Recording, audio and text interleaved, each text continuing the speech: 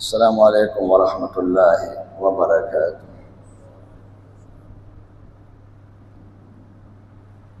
سبحانك لا علم لنا إلا ما علمتنا إنك أنت العليم الحكيم. نحمده ونستعينه ونستغفره ونؤمن به ونتوكل عليه ونعوذ بالله من شرور أنفسنا ومن سيئات أعمالنا.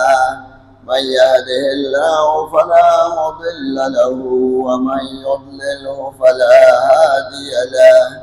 ونشهد أن لا إله إلا الله وحده لا شريك له. ونشهد أن سيدنا وسندنا وحبيبنا وشفيعنا ورحمتنا ومولانا محمدا عبده ورسوله. أما بعد فأعوذ بالله من الشيطان الرجيم. بسم الله الرحمن الرحيم. إن الذين يبايعونك إنما يبايعون الله. وقال تبارك وتعالى: لقد رضي الله عن المؤمنين إذ وقال رسول الله صلى الله عليه وسلم: لكل نبي رفيق ورفيقي في الأعني في الجنة عثمان، أو كما قال رسول الله صلى الله عليه وسلم: إن الله وملائكته يصلون على النبي يا أيها الذين آمنوا صلوا عليه وسلموا تسليما. اللهم صل على محمد وعلى آل محمد كما صليت على إبراهيم وعلى آل إبراهيم إنك حميد مجيد. اللهم بارك على محمد وعلى آل محمد كما باركت على إبراهيم وعلى آل إبراهيم إنك حميد مجيد. عزتمند مشرانو او گرانو مسلمانانو رونو دوستانو، د ابراهیم علیه السلام د قربانو ذکر شو او د قربانې درس هم دا دی چې کله د خدای او د رسول خبره راشي چې سړی خپل ځان قربانولو ته تیار وي، او که د مال د قربانۍ خبرې د مال قربان کولو ته تیار وي، خپل عزت قربان کولو ته تیار وي، خپل بال بچ د قربانۍ ورکولو د پاره تیار ساتي، خپل عزت مال او جان هر قسمه قربانۍ، ځکه دا ده خو د خپل نفس په خدای خرڅ کړی دی او موږ ته خدای پاک جنت را کړی دی، هغه خریدار دی. نو زموږ مال او جان ټول خدای پاک اغشتی دی. اوس چې تا ته کوم حکم راشي، که بدني حکم یې که مالي، چې 100% ته خدای ته تسلیم شي. مسلمان وی خدای پاک ځان حواله کوونکی. د دې وجه مسلمان اول مسلمین ابراهیم علیه السلام ته ویل کېږي کان حنیفا مسلما، خدای پاک ته ځان سپارلی، مال یې په مېلمنو قربان کړ، زوی حلالۍ ته ورکړ، خپل ځان یې اور ته وغورځو، قسمه قسم خپل وطن یې پرېښی دی، د بیبي قرباني، د بچو قرباني، هر قسمه هغه ورکړی دی. دا قربانۍ سبق صحابه کرام وکړ. صحابه کرام چې حضور علیه السلام سره صحبت اختیار کړ، هر قسمه قربانۍ ته تیار شو. یو نن ورځ د 18 ذوالحجه په دې ورځ باندې حضرت عثمان رضی الله تعالی عنه د پیغمبر د حکم په وجه خپل ځان قربانۍ ته تیار کړی دی. په نن ورځ هغه شهید شو. صحابه کرام خو ډېر دي، سره پاسه 1,00,000 یو صحابي دغه وایي، حافظ ابن کثیر وایي او حافظ ابن حجر وایي 1,20,000 صحابه کرام دي. عوام خلک وایي 1,30,000 تقریبا دومره صحابه کرام وایي. او په دې کې غوره، ټولو کې غوره هغه خلفای راشدین، ابو بکر صدیق صاحب، حضرت عمر فاروق، حضرت عثمان ذوالنورین او علی المرتضی، دا غوره دي. او دی پس غوره صحابه به 10 مبشره دي. څلور دا دي چې د جنت زیری وته دنیا کې راغی، او یو طلحه دی رضی الله عنه، بل عبد الرحمن ابن عوف دی، بل سعید ابن زید دی، بل سعد ابن ابی وقاص دی، بل عبیدہ سعید ابن زید عبیدہ ابن الجراح. لس صحابه کرامو ته عشره مبشره وایي. حضور پاک ورته د جنت زیري په خپله ژبه ورکړی دی. دا ډېر غوره دی. بیا غوره صحابه کرام هغه دي چې چا مکې مکرمې ته هجرت، مکې مکرمې نه مدینې ته هجرت کړی دی. والسابقون الاولون من المهاجرین والانصار، دغه غوره دی. بیا هغه اولني صحابه کرام بیا چې کوم په جنګ بدر کې شامل شو 313، دا غوره صحابه کرام. د دې نه پس غوره 15 سعودي چې حدیبیه کې بیعت حضور پاک سره کړو. لقد رضي الله عن المؤمنین اذ یبایعونک تحت الشجرة، د یو اونۍ لاندې حضور پاک سره بیعت کړو. د هغه بیعت خبره کومه، نو هغه غوره دی. او د هغې نه پس هغه غوره دی چې مکې په فتح کې شامل وو 10,000 صحابه کرام. او چې کوم د مکې نه پس مسلمان شي د فتح نه، نو هغه هم صحابه دي، خو د هغې درجه د دې نورو صحابو نه مرتبه لږه کمه ده. خو باوجود د دې کې یو کمې درجې والا صحابي وي، د دنیا ټول بزرګان اولیاء او لیلې پاکان راجمع کړي، نو هغه ته نه رسي. دومره لوی مقام دی. صحابي هغه کس ته وایي من لقي النبي صلى الله عليه وسلم وآمن به ومات على الإيمان. صحابي هغه کس ته وایي چې حضور پاک سره ملو شوي او ایمان یې راوړي او په ایمان باندې وفات شوي، دته صحابي وایي. حضور پاک سره صحبت کړی. او خلفای راشدینو کې یو حضرت عثمان رضی الله تعالی عنه، داغه صحابي دی چې دې څلورم نمبر مسلمان دی. چې کله ابوبکر صاحب مسلمان شو او علي صاحب مسلمان شو او زید ابن حارثه مسلمان شو، نو ابوبکر صدیق صاحب حضرت عثمان رضی الله عنه باندې اسلام پیش کړ. دا لکانې دوست و، 14 کاله عمر و دغه وخت کې. بس هغې نرم او مخلص و، شراب یې چتنوس کړی په کفر کې، زنې نه وه کړې په کفر کې. شریف النفس و، فیاض و، مخلص دوست و د ابوبکر صدیق صاحب. ورته وایي ما حضور پاک ته بوځه. دی دا خبرې کوي ابوبکر صاحب او عثمان، په دې کې ناګانه حضور پاک پې راغی. خلک وایي که نه وي تږي کوي پسې دي، او کله کوي تږو پسې راشي. نو دی حضور پاک ته روان و، تږي و د ایمان، او هغه دی پسې د ایمان او د هدایت هغه چشمه دلته راله. حضور پاک راننوته او د خبره یې ورته وکړه چې دی مسلمانېږي. عثمان صاحب ته د جنت زیری ورکړه او بیا یې ورته وایي زه خدای پاک پیغمبر کړی یم ستا د هدایت دپاره او د ټولو خلکو دپاره چې قیامته پورې څومره دي، د هغه ټول دپاره زه پیغمبر یم.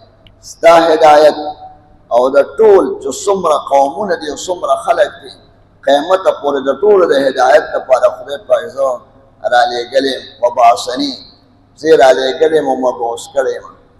ده به وایي زه څلورم نمبر مسلمان یم په سړو کې. 4 نمبر ابوبکر صدیق او علي صاحب او زید، دا 3 کسانو پسې ده کلمه ویلې ده. بیا د ده د برکته کلمه خوره شوه. دومره ښکلې اخلاق او دومره شریف او حیانات او د آخرت نه یریدونکي چې کله به په قبر باندې لاړه یو مقبرې باندې جړل به نورو صحابه بوته چې قبرستان باندې نور خلک تیریږي، دومره جاړي نه. او تا ته چې د قبر ذکر راشي یا قبر ووینې، نو بس جړا باندې به شو، په ږیره باندې به له اوښکې روانې وې. دا ولې؟ ما د حضور پاک علیه السلام نه اورېدلی دی چې دا قبر د آخرت اوله پوڼۍ ده، چې دې کې د چا حالت ښه وي وروسته به یې حالت ښه، او چې دې کې حالت خراب شو وروسته مشکلات، وروسته به ورته مسلې سختې وي. زه یریږم چې دا پوڼۍ به زما څنګه وي، ډېر یریدم د خدای پاک نه، او د آخرت فکر ورسره ډېر و. د حضور پاک دومره خوښ و چې کوم د ابولهب 2 زامنو له حضور پاک 2 لوریانې ورکړې وې. د یو نوم رقیه او د بل نوم ام کلثوم. دا 2 لوریانې، یو یې عتبه له ورکړې وه، یو عتیبه. نو حضور پاک خو پیغمبر شو، د پیغمبرانو یې مخکې ورکړې، پیدن مې وته. نو حضور پاک ته دا آیات راغی وانذر عشیرتک الاقربین او خپل ولان د آخرت او تبلیغ ورته وکړه کلمه ورته پیش کړه وانذر عشیرتک الاقربین چې کوم ستا نږدې خپل ولان دي هغې ته دین ورسوه او تبلیغ ورته وکړه ویېروه د آخرت د عذاب نه که ایمان یې راونړه حضور پاک ټول خپلوان را جمع کړه چې کوم بیت الله شریف سره خوا کړه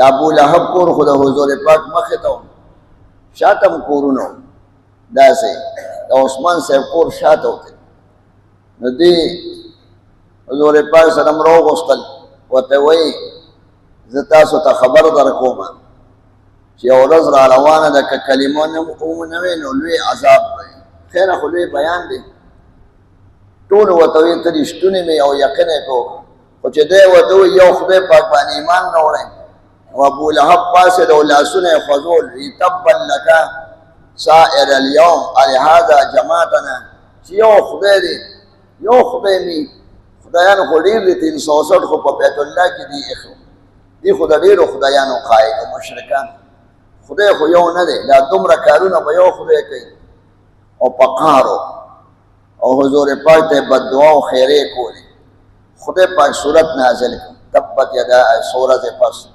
تبت یدا ابي لهب وتب هلاک دی ولاسونه د ابو لهب او دې په خپل هم هلاک دی د لاسونه او دیم دې هلاک دی چې دا آیاتونه راول ابو لهب د غصې نه ډېر زیات غصه چې زما خلاف آیاتونه راغله او قرآن شریف کې زما مذمت راغی دومره سخت مذمت د فرعون هم نه دی راغلی لکه د ده چې راغلی تبت یدا ابي لهب وتب ما اغنى عنه ماله وما كسب سيصلى نارا ذات لهب وامرأته حمالة الحطب دا آیاتونه دې خبر شو دواړه زامن یې راوغوښتل عتبه او عتیبه وی د نبي علیه السلام د لوریانې طلاق یې کړې نکاح خو شوی و وی طلاق یې کړې کنې زما زامن نه یې نو هغه یو هم طلاق کړه او هغه بل حضور پاک ته راغی مخامخ یې ورته لور پرېښوده هغه عتیبه هلک ډېر سپک و هغه به یې زمري خوړلې دی رستو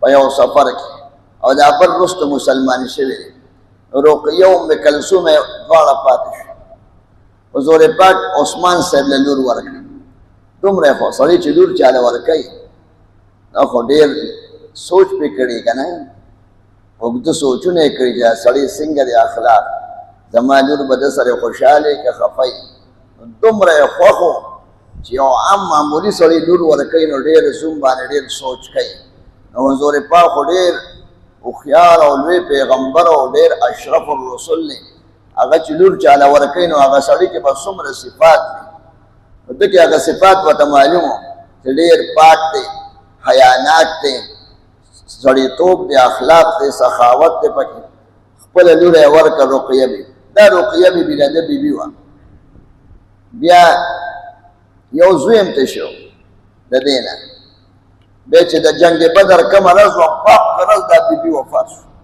او حضور پاک د بدر نه عثمان صاحب راولېږه د شپږو کالو زوی مو یو ځل چرګ ټونګه لګوي په ماشومانو داسې غټ چرګ به ونه د دې رقیې بیبي په دې زوی باندې چرګ ټونګه ووایه لکه ماشومان خوري که نه چک لګوي دا ماشومانو باندې په دې سترګه باندې ولې ټونګه ولګوله چې ته ټوپ پرې ووایلې سترګه یې ونه ړنده کړه هغه ماشوم ته دومره تکلیف شو د حضور پاک نصیح ته چې د هغه تکلیف د لاسه هغه ماشوم مړ شو شپږو کالو علیکم دقه یو زوی تېر شوی او دا مور یې جمدی وه رقیه بیبي ډېره زیاته خفه وه دلته یې مور هم وفات شوه خدیجه بیبي نو یو په مور خفه وه یو په دې زوی باندې ډېره خفه وه د هغې د لاسه ناجوړه شوه ناجوړه په ځوانۍ کې مړه ده دا چې وفات شوه بیا حضور پاک وله بل د هغې نه پس بیا یې بلې لور ورکړه هغه لور چې د ابولهب او زامنو ته یې ورکړې وې هغه دویمه لور یې هم ورکړه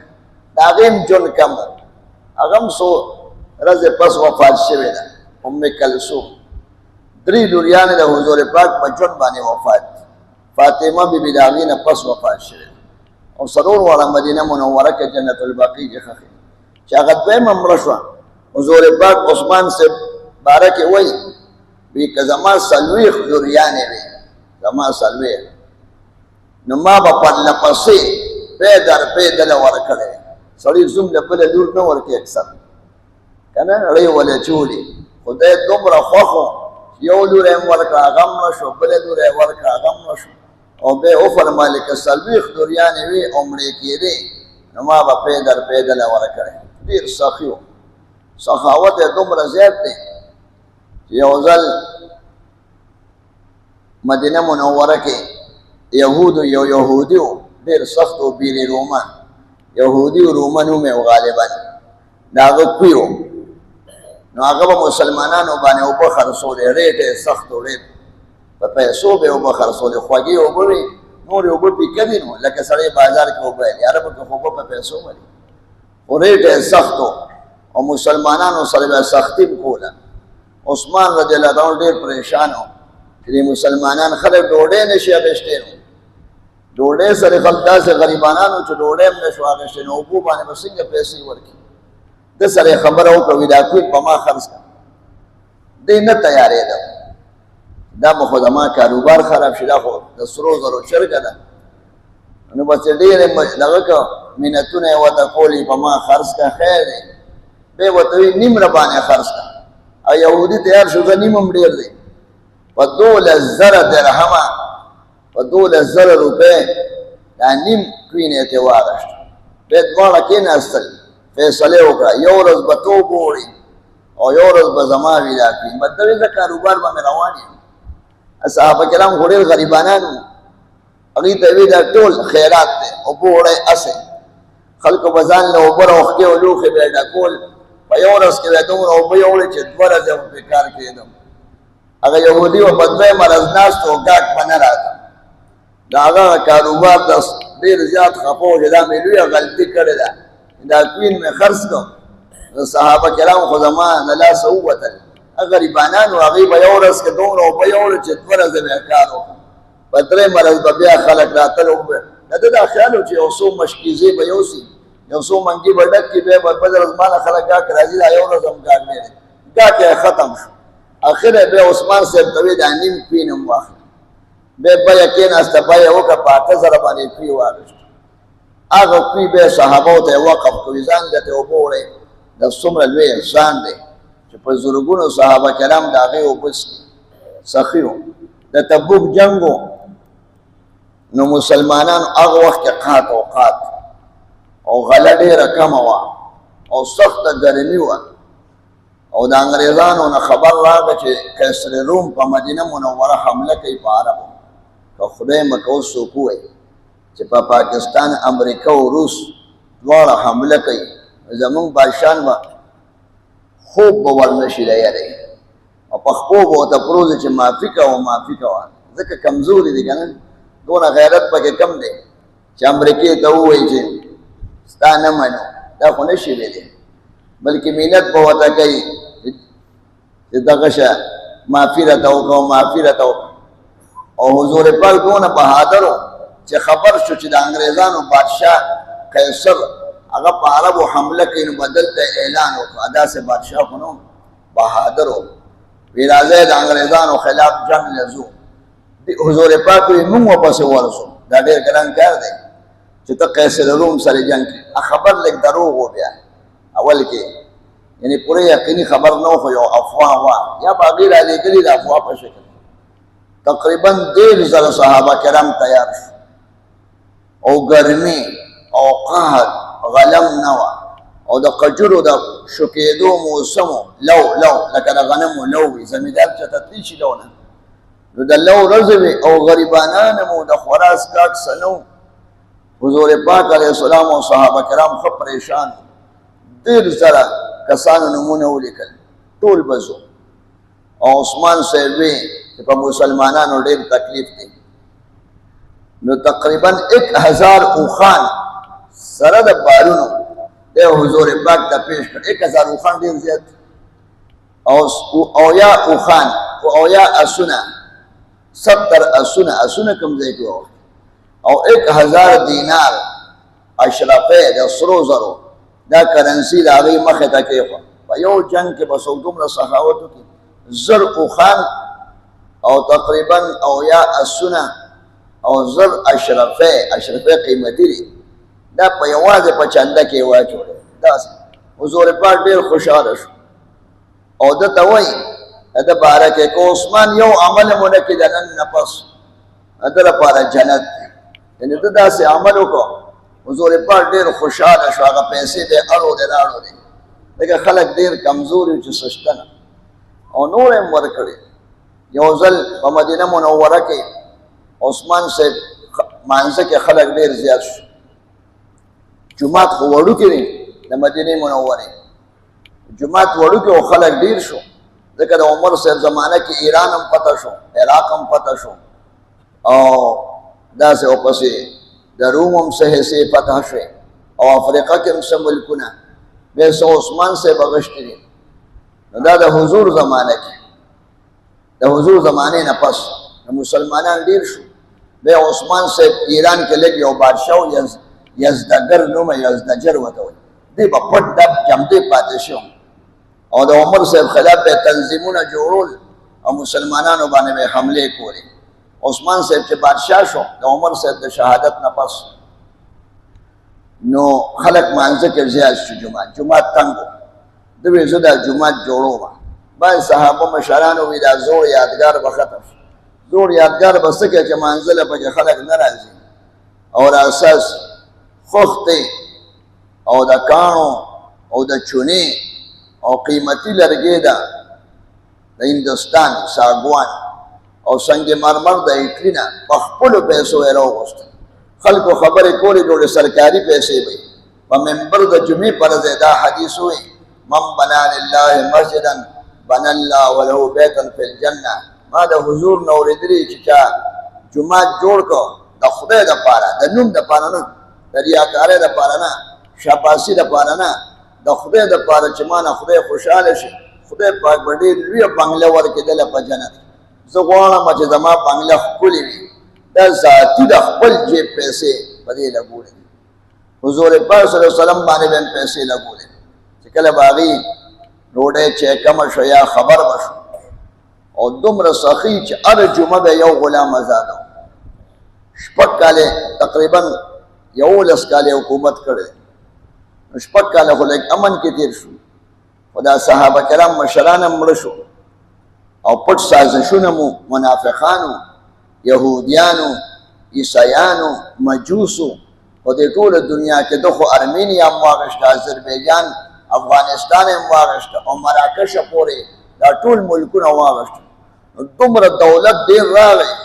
چې مدینه منوره کې امن و امان فوج هم نو مدینه کې فوجونه به په باونډرۍ باندې په باونډرو باندې به فوجونه نو او دلته عبدالله ابن سبا یو یهودي دی ډېر لوی ظالم هغه په زړه کې د حسد اور بل و چې د عمر صاحب رضی الله تعالی عنه هغې نه پس هم اسلام خورېږي دا چې اسلام سره خو جنګ نشو کولی مسلمانانو سره پټ سازشونه یې شروع کړل واړه واړه تنظیمونه یې جوړ کړل یو ځل 11 کال د حکومت د حج ورځې وې دا ورځې وې ټول خلک حج ته تللو لږ شان کسان پاتې وو په مدینه کې 200 کوره به و دغه وخت په مدینه کې ټول نو دا تنظیمونه د حاجانو په شکل کې راغلي د دې علاقو نه د دې عراق نه د دې ایران نه او د دې شاته علاقو نه د مصر نه د مصر نه خلک باغیان راغلل د حج په ورځو کې د حج ورځو کې خو مسلمانان نه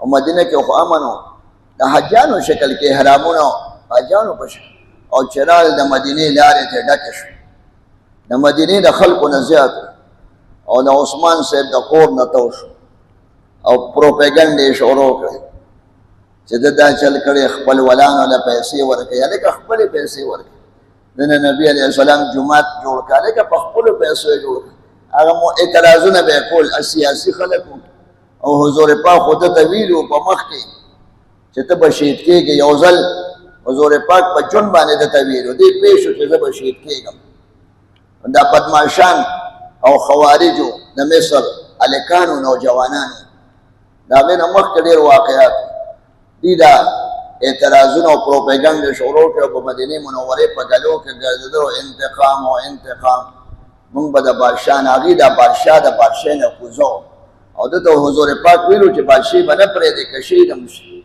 او دته شهید ویلو یو ځل په خود غر باندې حضور پاک ولاړو ابو بکر صاحب ورسره ولاړو عمر صاحب هم ورسره ولاړو په غر باندې ختلي او عثمان صاحب دا درې ملګري ورسره وو دا غر داسې په خوځېدو شو داسې نو دې غر ته وایي اسکن یا احد حضور پاک غر ته وایي احد غلی شه فإن عليك نبي وصديق وشهيدان پتا باندې یو پیغمبر ولاړ دی یو صدیق ولاړ دی او دوه شهیدان همدا شهیدان وګڼه عمر صاحب شهید شو عثمان صاحب یو ځل حضور پاک صلی الله علیه وسلم یو کوی یخ پینو په مدینه منوره کې هلته ناستو په باغ کې ابو بکر صدیق صاحب راغی د حضور پاک خپې ښکاره وې ګرمي وه نو خپې ښکاره وې بس کېناسته سلام یې واچو باغ ته راغی بیا عمر صاحب راغی بیا خپې ښکاره وې بیا چې عثمان صاحب چا وتی ګیټ کې کس ولاړو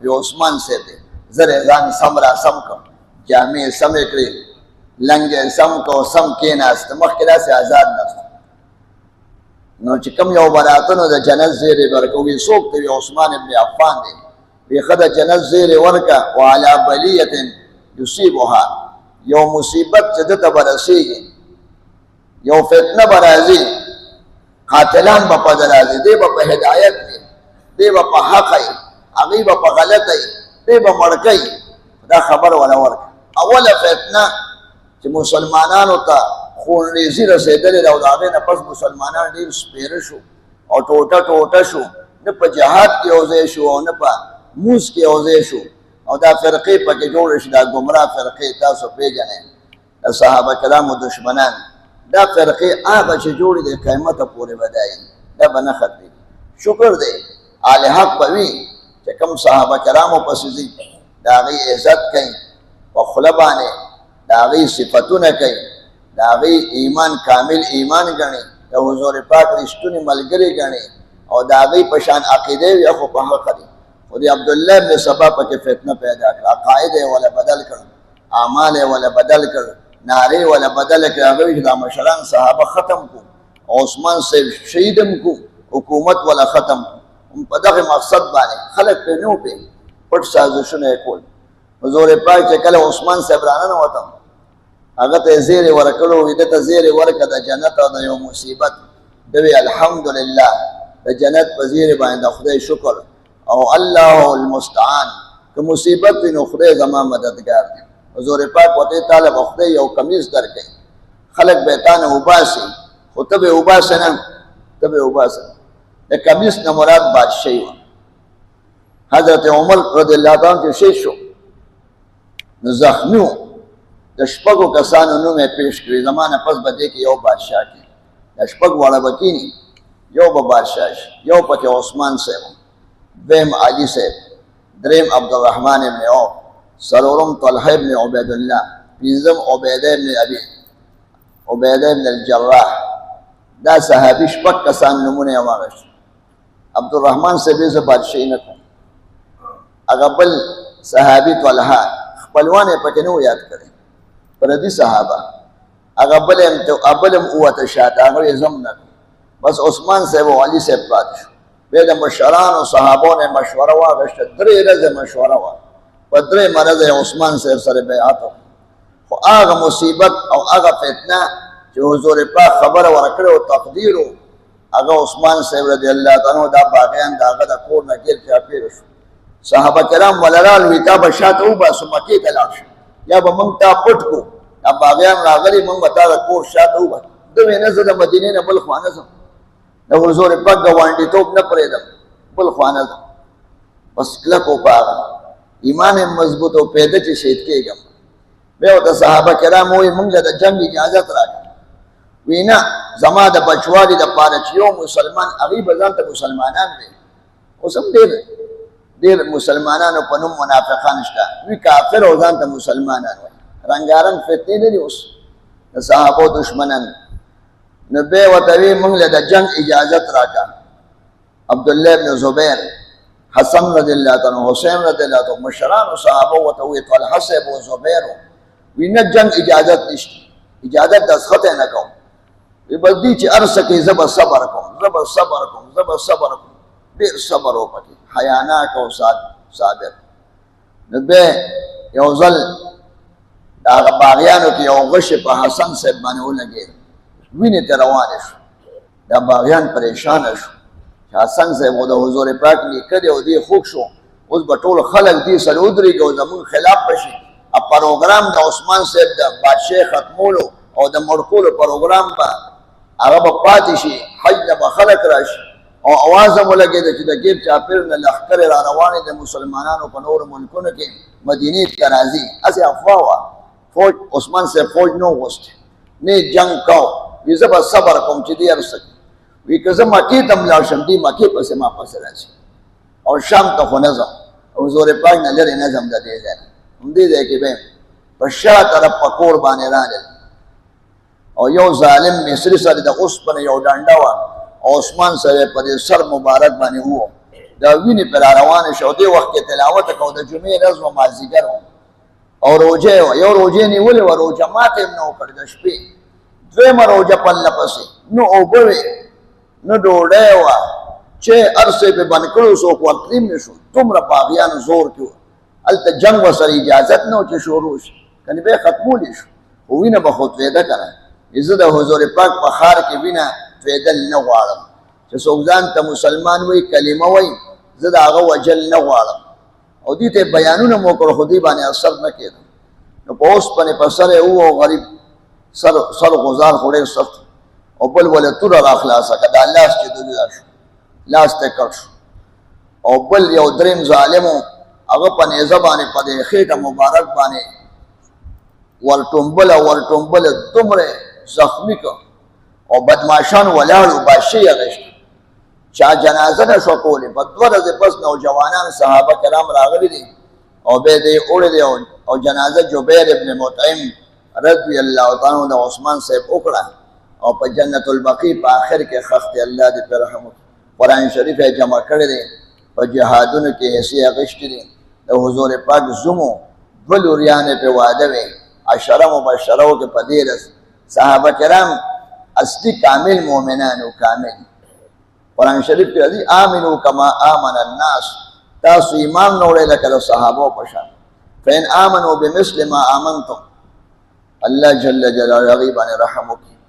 او دا فتنې خدای پاک تاسو موږ د فتنې به اوس هم دا به قیامته پورې ځان ته به مسلمان و اسلامیه مسلمان به نه، د حضور پاک دشمن به، د اسلام دشمن به، د صحابه کرامو دشمن به. هغې سره به بغض کوي. چې څوک صحابو سره بغض کوي دا د ګمراهۍ نښه ده.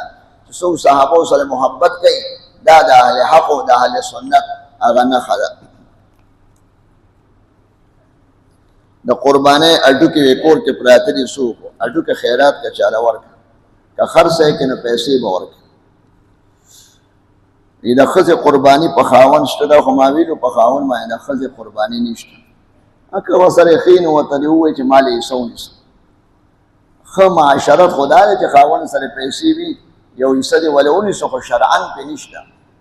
که هغې باندې فرض وي واجب یې پې نو ودې کړي، او که واجب پې نه نو نشته. او که دې وله کوي ثوابي یا واجبي نو کولی شي.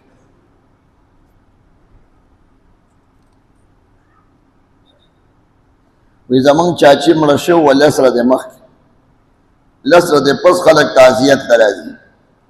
3 ورځې تعزیت وایي د مړي کور ته د صبر تلقین ورسره کښېني. مړ حق دی، دنیا نه تل حق دی. پیغمبران تللي دي، نیکان تللي دي، علما تللي دي، انبیا تللي دي، اولیا تللي دي. زنانه نارینه ټول مړه دي. زمونږ نیکونه ټول مړه نه دي، څه کرن دي که ټول. نو هغوی سره به ورو ورو حوصله به ورکړي. او د 3 ورځو نه پس د کلي سړی بیا دعا نه شي راتلی. بس ځکه مرګ به تازه کوي نه، ماتم ته جوړېږي. تعزیت چې د مړي کور کښېني او خلک ورته تسلي ورکړي. که یو سړی مسافر و یا تبلیغ کتلو یا بار ملک او هغه راغی نو هغه دعا کولی شي. د مړي د طرف د قرباني څنګه ده؟ ایصال ثواب دپاره نفلي قرباني کولی شي. او که وصیت یې کړي د هغه په مال کې به واجب ده، غوښه به غریبانانو له ورکړي. او که خیراتي نو هغه غوښه په خپله خوړی شي. وایي چې د بجلي څه غلا کوي نو د هغه هر څه حرام دي. هر څه حرام نه دي، خو دا بجلي پې حرامه ده. دې د قوم غل دی، د قوم بجلی خو د یو گورنر یا وزیر اعلی نه نه، دا د قوم بجلی ده. حکومت یو قانون جوړ کړي چې پلان دومره پورې اسې نو به ټیک شو، او که قانون نه نو اسې بجلی نشته. دا نفس ورته وایي بالمور، خدای او رسول ورته نه وایي، نه ورته شریعت وایي چې پردی پیسې مه ورکوه. دا ده ته خپل زړه وایي، چې څوک د زړه مني نو بیا د آخرت کې ټینګ شي. د زړه به نه مني مسلمان دې ته وایي چې د خدای او د رسول به مني. زړه خو هر څه غواړي، غلا غواړي، دروغ غواړي، خواهشات غواړي، بدکاري غواړي، ګانې بجانې غواړي.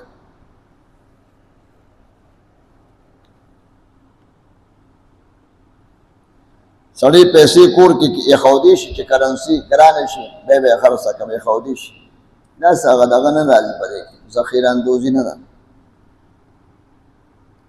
دا چا لیکلي کراچۍ کې زه یم 77 کیلومیټر کراچۍ کې یو خوا بل خوا ځمه، نو مونځ به نیم کوم او که 4 رکعته د کور نه 77 کیلومیټر یعنې 48 میل یا زیات ځمه، نو مونځ به څنګه مونځ به ته پوره کوې. کراچۍ خو یو ښار دی، ښار که ډېر هم غټ شي دا په یو حساب. د کراچۍ نه بار چې دی سکر ته دی، حیدرآباد ته دی یا لاهور ته راځي، او د کراچۍ شهر نه وځې 2 یا کیلومیټر لرې اراده دې وي یا زیاته، نو بیا به چې د کراچۍ نه راوځې نو بیا به ماسپښین مونځ او مازدیګر مونځ او ماسخوتن مونځ 2 رکعته کوې. دا چا لیکلي ریلوې کې ملازم یم په ګاډي کې، که نه ګاډي خو پنډۍ لاهور کراچۍ ته ځي، زه به نیم مونځ کوم که پوره به کوم، ته به نیم مونځ کوې. په نوکرۍ کې چې سړی سفر کې ځي 2 یا کیلومیټر یا 48 میل 77 کیلومیټر 78 کیلومیټر ته جوړېږي، چې دوی د خپل کلي لکه پېښور د په ریلوې کې نوکر دی، نو پنډۍ خو 77 کیلومیټر نه زیاته ده، نو چې د پېښور نه وځي ریل ګاډي ماسپښین مونځ به 2 رکعته کوي. یو خو جمع کې سړی ولاړ هغه امام د هغه ځای وي، خو بیا د امام تابعدارۍ کې به پوره مونځ کوي. خو که مسافر مخکې شو امام شو او مسافر مقتدي اذان لکې بیا به 2 رکعته کوي. دا 3 مونځونه ماښام مونځ او وترو کې قصر نه هغه به پوره کوي. ملازمین 80 کاله پورې ورته نیم مونځ کوي، 60 سال باندې به ریټایر کېږي، هغه پورې ورته په لارو کې نیم مونځ کوي، صرف خپل کلي کې به پېښور کې به پوره کوي. دا چا لیکلي ما خپل زوړ کلي پرېښی دی او کور مې نشته کلي کې، پخوانی کلي، اوس مور او پلار لازم بل کلي کې یم، نو زه به خپل کلي کې نیم مونځ کوم. نیم مونځ به کوې که 48 میل د دې نوې کور نه ستا هغه زوړ کور لرې چې سړی کم کلي کې اوسي هلته کور هم خرڅ کړي، جایداد هم خرڅ کړي، او رور دې پکې دی، پلار دې پکې دی، سخر دې پکې دی، نو ته چې ورځې او 15 ورځو نه کم اراده وي نو دا 3 مونځونه به 2 رکعته کوې، ماسپښین، مازدیګر، ماسخوتن، او ماښام او سهار مونځ به پوره کوې او وتر. 2 رکعتو نه کم مونځ نه وي. صلاة اللیل والنهار مثنى مثنى، دا 2 رکعتو نه کم مونځ نشته، نه د ورځې نه د شپې.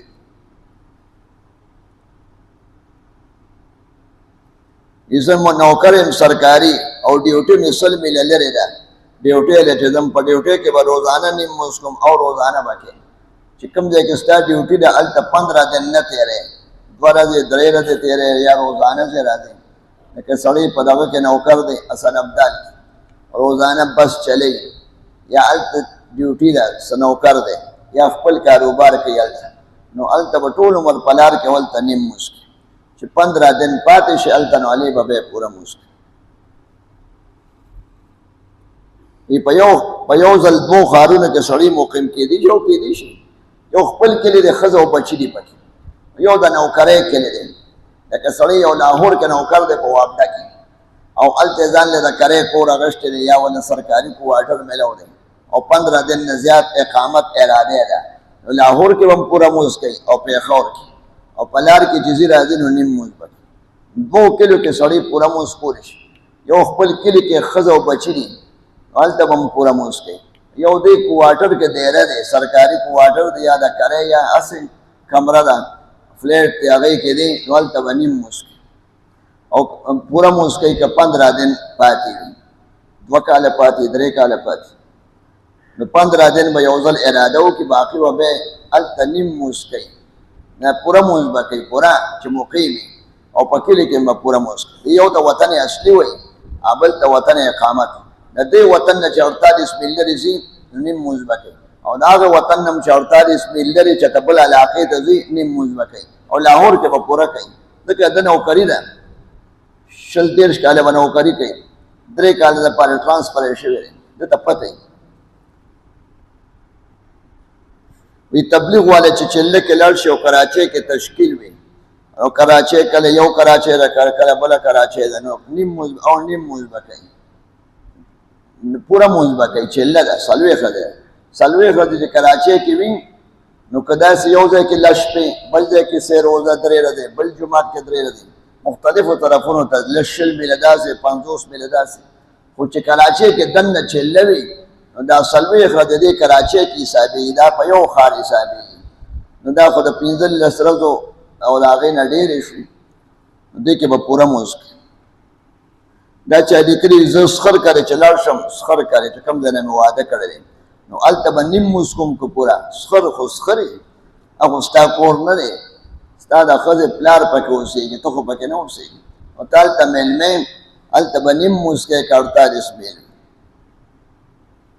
زمونږ یو ملګری دی مسعود احمد صاحب، مخکې پلار مړ شو، خور یې مړه شوې وه، او د تره زوی یې مړ شو. دعا ورته کوو چې خدای پاک یې وبخي.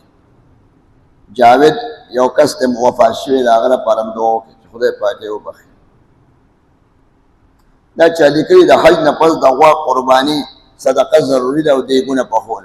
نه، هسې خیرات کولی شئ، خو خیرات دې ته نه وایي چې ډولکې به واخلئ. خیرات دې ته وایي ډوډۍ پخه کړه، جومات ته ورولېږه، ګاونډیانو کره خور دی، دا ګاونډیان دي، هغوی کره ډوډۍ ورولېږه، هغوی ته وایي راځئ غرمه مونږ سره ډوډۍ وخورئ. نو سړی د سفر نه پس راشي خیرات کولی شي چې دا سفر خدای پاک په خیر وکړم او جمدې کور ته خدای پاک راورسولم. پخوا حج ډېر سخت و، جزونه نه وو چې رابغې نو چې جمدې به ونه هم شکر وباسئ چې جمدې راغی، اکثر به لار کې مړ شو. او باقي دا رواج چې شروع شو، اجان شادي حالونه بوک کوي او دیګونه ټنګوي او وس یې نه کوي، یو خپلوان ورته وایي شادي حال به بوک کوي او دومره غوا به حلالوي او دیګونه وپخوي. نو دا خو د یو لازم که په ځان باندې یو مستحب شي یا جایز شي چې په ځان لازم کړي، دې نه بیا بدعت جوړېږي. داسې ډوډۍ ورکوي چې په هغې باندې بیا حج کېږي، بل حج به وایي نه کوي. دا وقف قرباني څه تصور د اسلام کې بعض اشتهارات کې راځي. وقف هغه ایصال ثواب والی، وقف هسې نوم ورته وایي، یعنې طالبان دې وخوري یا یتیمان دې وخوري، خلک یتیمانو لپاره حلاله کوي. دا هغه نفلي قرباني ده، دې ته دې وقف وایي. یعنې دا غوښه د خدای شوه، او خدای خو خوراک نه کوي، نو خدایي کسانو له یې ورکړه او غریبانانو له ورکړه. ایام تشریق ته ایام تشریق ولې وایي؟ دغه شروق نور ته وایي، که نه نور ته تشریق وایي. غوښې په انور کې وچول، پخوا خو فرج نه او دا ډیپ فریزر نه و، اوره نه وه، پخوا به یې غوښې نرۍ نرۍ پرې کړې تاپړې او په تار به یې واچولې. 2-3 ورځې کوچېږي نو د 3 ورځو کې به دې غوښې وچې کړې، بیا په بوجۍ کې واچي، نه خرابېږي. بره یې په سکي کې ځوړنده کې بلوچستان کې اوس هم شته، غرونو ته لاړ شئ، ګډې یې حلال کړي، په اوړي کې وچ کړي، او په ژمي کې د لږه لږه غوښه کټ کوي، په هغه کې یې ځوړند کړي، او لږه لږه غوښه ته کټ کوي او ښوروا پکې جوړوي او ډوډۍ پکې ماتوي. هغه لم او واز د ټوله وچه شوي. د ګیرې خلال څنګه دی په اودس کې؟ دا سنت دی. د بره نه هم دا ګوتې داسې کولی شي، لاندې نه هم ګوتې کولی شي. یو ځل به دا 4 واړه ګوتې په دې ګیره کې 3 ګوتې ورکړي یا 4 یا د بار نه. که ګیره وړئ نو مخ به ټول وینځئ داسې. وړه ګیره یې رنګې ګیرې سرمن پکې ښکاري، سرمن ته به اوبه رسوئ. او که ګیره ګڼه وي چې کوم طرف ته ګڼئ نو هغه ځای وینځل نشته، بس د پاسه پرې اوبه تېرې شي کافي دي، ګیرې وینځل نشته. چارهدام کې به صرف مخ ووینځئ، او چې کومه د کاسې سره ویښته دي د مخ به دقه به لامده کې باس. دا چې ویښته لامده شو دا شو لکه سرمن. او په غسل کې وینځل پکار دي، غسل کې به ګیره وینځئ، او په اودس کې ګیره وینځل نشته، که وچه خیر دی. د چا ګیره رنګې وي نو بیا به سرمنې ته اوبه رسوي، او که د چا ګیره ګوري نو بیا به هغه د پاسه پرې اوبه توی کړي. صلی الله تعالی علی خیر خلق محمد. یوفکم صف درست فرما لیں. یو بل سره جوخ ودرېږئ او که مخکې صف کې ځای وي برنډه کې نو تاسو مخکې برنډې پوره کړئ. جومات نه بار مه ودرېږئ، بیسمنټ کې ودرېږئ.